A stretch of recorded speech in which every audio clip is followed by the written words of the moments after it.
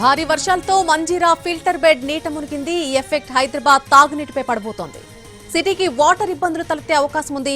ఒకేసారి 3 వాగులు ఉప్పొంగడంతో filter bed వరద వచ్చింది. ఒక పంప్ హౌస్, సబ్ స్టేషన్ నీట మునిగిపోయాయి.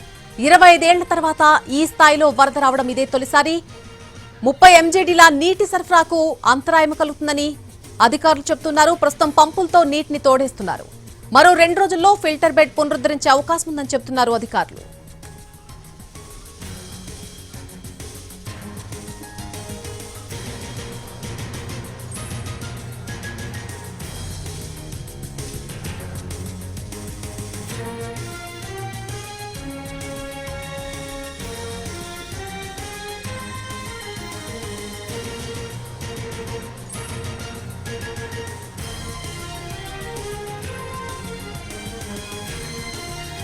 హైదరాబాద్ కు తాగునీటి ఇబ్బందులు తలెత్తే అవకాశం కనిపిస్తోంది. భారీ వర్షాలతో మంజీరా ఫిల్టర్ బెడ్ అనేది నీట మునిగిపోయింది. ఈ ఎఫెక్ట్ అంతా కూడా హైదరాబాద్ తాగునీటిపై పడబోతోంది. సిటీకి వాటర్ ఇబ్బందులు తలెత్తే అవకాశం గట్టిగా కనిపిస్తోంది. ఒకేసారి 3 వాగులు ఉప్పొంగడంతో ఫిల్టర్ బెడ్ వరద వచ్చింది. ఒక పంప్ హౌస్, సబ్ స్టేషన్ నీట మునిగిపోయాయి. అలాగే 25 ఏళ్ల తర్వాత ఈ స్థాయిలో వరద రావడం అనేది తొలిసారిగా చెప్తున్నారు. 30 MGDల నీటి సరఫరాకు అంతరాయం కలుగుతుందని అధికారులు చెప్తున్నారు. ప్రస్తుతం పంపులతో నీటిని తోడుతున్నారు. ఇంకా 2 రోజుల వరకు కూడా పరిస్థితి ఈ విధంగానే ఉండే అవకాశం ఉంది. మరొక 2 రోజుల్లో ఫిల్టర్ బెడ్ పునరుద్ధరించే అవకాశం ఉందని అధికారులు చెబుతున్నారు.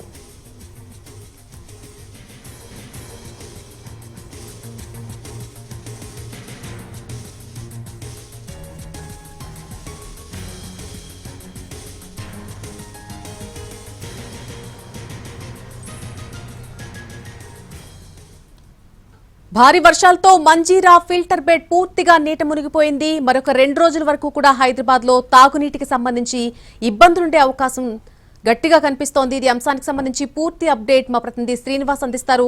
శ్రీనివాస్, మరొక 2 రోజుల్లో ఈ బెడ్ అనేది పునరుద్ధరించే అవకాశాలు కనిపిస్తున్నాయి. అధికారులు ఏం చెప్తున్నారు?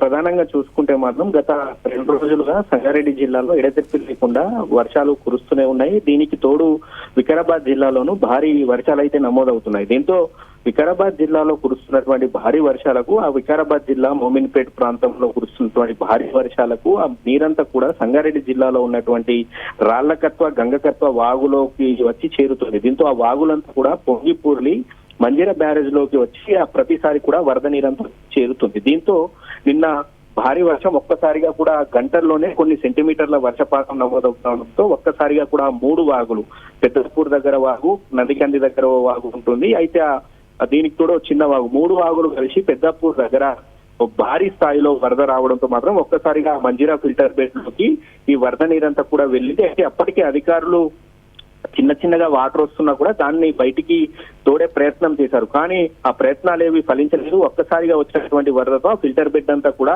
నీట మునిగింది. అలాగే గతంలో ఎన్నడూ లేని విధంగా సబ్ స్టేషన్ కూడా జలమయమైనటువంటి పరిస్థితి ఉంది. అయితే ఈ స్థాయి వరదను 25 ఏళ్ల కింద చూసామని చెప్పి మాత్రం అధికారులు చెప్తున్నారు. దీంతో ఊటిన water board CMD Ashok Reddy Manjira barrage ను పరిశీలించారు.